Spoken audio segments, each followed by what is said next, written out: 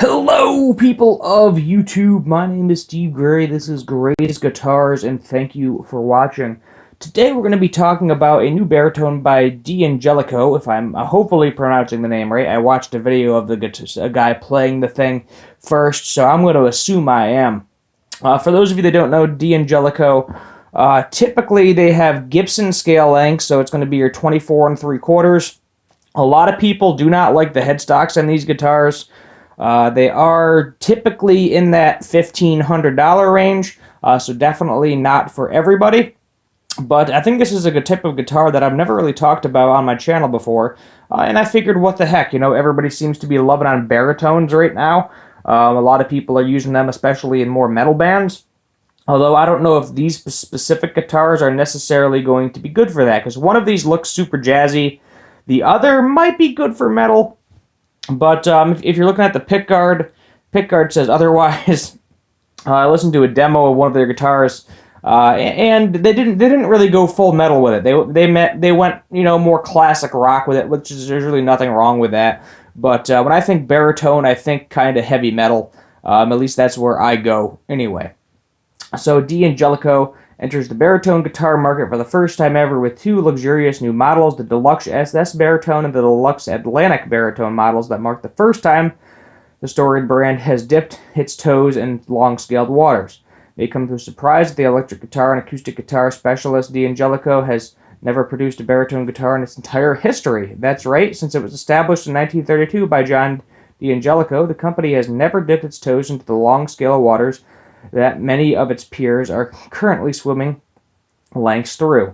That is, however, until today, with D'Angelico announcing two all-new electric models that also mark the brand's first ever baritone 6-strings. Arriving in the form of a Deluxe Atlantic Baritone and Deluxe SS Baritone, the two latest models are the quintessential D'Angelico despite their long scale lengths. As in the quest to harness low tones and deeper voices, the company has compromised on absolutely none of its inherited DNA of luxurious pointed guitars. Yeah, a lot of people do not like this headstock. I think it's fine. I have played one of these, I think, at a Guitar Center for a short period of time, and I don't know. I mean, I don't hate the headstock, but it's not like, it doesn't do it for me like a Gibson headstock is. But that's just being a headstock shape snob to a certain extent. To look at it, the Deluxe SS Baritone is just a regular Deluxe SS, though obviously with a longer 26.75 scale length, so 26 and 3/4. It's longer than the standard 25 scale length that its similar sibling sport, with the guitar also flashing some neat functional updates. So yeah, I mean, it says 25 in scale length, but I have seen them have 24 and 3/4. So I mean, Gibson PR 25 inch, just for reference, is your typical PRS scale length.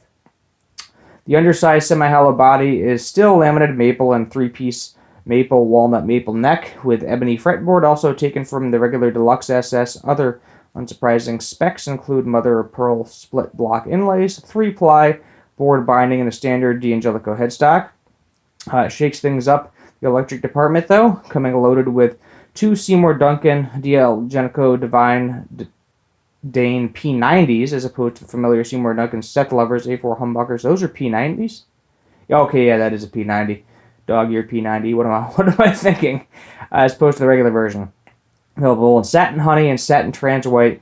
Other noteworthy features include a streamlined control layout, a set of volume and tone controls have been ditched. A 5-ply have been ditched. What do you mean? We got a volume, a tone, and a 3-way. I don't know what the heck you're talking about there. Tortoiseshell pickguard, stair-step tailpiece, Grover 509, super aromatic locking tuners. Locking tuners are nice. Joining it is a Deluxe Atlantic Baritone, which is even more similar to its smaller scale counterpart. Again, it's going to be the 26 and 3/4 scale length. Hallmark feature of the regular Deluxe Atlantic. The median, it boasts a solid alder body, 7-ply binding, as well as 3-piece neck with a 14-inch radius, ebony fingerboard. I do love me some ebony. The Deluxe Atlantic Baritone also flashes two pneumatic bridge, show you Gibson style bridge, stop tailpiece combo, makes use of split block inlays. Further features includes a standard headstock, two Seymour Duncan Set Lover A4 humbuckers, so those might be a little harder. Control layout comprising 2 volume, 2 typical Gibson layout here. Push pulls as well, some coil splitting, is some single coil tones in there. Solid black and walnut. Deluxe is also the cheaper, so one is going to be $1,699, the other is going to be $2,199. Out of the two, I probably wouldn't even touch the SS. This is right here is more my speed. And they do have, if you want to hear video demos, they have them as well. But let's just go over to the old website and see what we got going on here. So here's the Deluxe. This is kind of the one I'm more interested in out of the two. Very nice neck. Nice body contour on the back. This is just a really nice looking guitar. I mean, say what you will about the headstock, and it comes with a nice hard shell case. This thing is pretty. Let's see if we can go to the other color. See what the walnut features. I don't know. I'm not feeling this color. Look, I think this is too dark for me, natural wood wise. Also comes with a case. Let's see if we can get the other one here. Oh, no, I guess we got to go back to get the other one. Let's go back. Homepage. Let's see. Let's see if I can find it. I'm looking. I want to get the other one. Let's see. I think that's technically would be a semi-hollow. Let's see if we got it here. Deluxe baritone. Here we are. Let's see what colors we got here. I think it's kind of, this is like a natural. And then you got the dark. Actually, this is like this looks more like a burgundy color. Yeah, it's more of a reddish burgundy color. That actually looks pretty cool. You got the stinger on the back. Yeah, out of the two, actually, maybe I like that better if I'm being completely honest. But that's pretty neat. So, I mean, if you're looking for a baritone that's different, you know, it's not your Fender, it's not your Gibson, or your Ibanez, your Schecter, your Jackson, you know, the typical, you know, main brands, and I don't even know, does Gibson do baritones? I think Epiphone, I think, has a baritone. I'm not sure if Gibson actually has one. No, they do, because they have the bucket head. So, they do have a couple of baritones. But if you're looking to get something for a semi-decent price point that's different, the only thing is you might, depending on how you buy guitars, you know, if you got the money to spend, by all means, go grab one. But if it's something where you think you're going to resell this in the future, you may want to hold off on buying this brand new. And the reason I say that is because every time I see one of these sell used, they're usually going for under $1,000. So let's see what we got if we just go shopping. Yeah, I mean right there, $600. There's a Les Paul style for $400.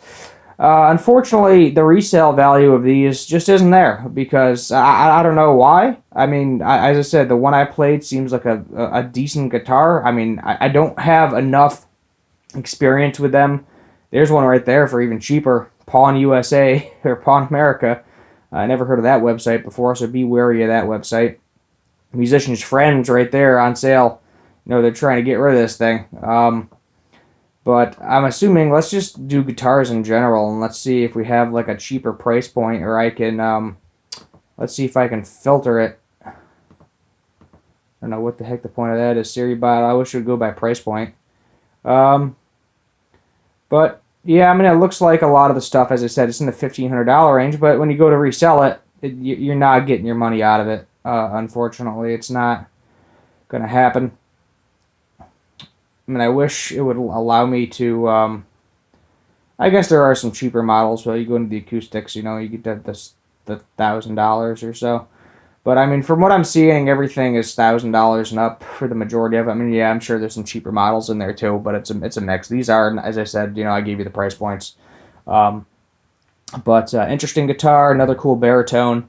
If I have a chance, I will definitely play one of these. You know, if one of my local stores, or if I go to my local guitar center at some point in the near future, which is a little far away, so I don't get down there as much as I'd like to, have them in stock, I'll definitely be sure to check one of these out.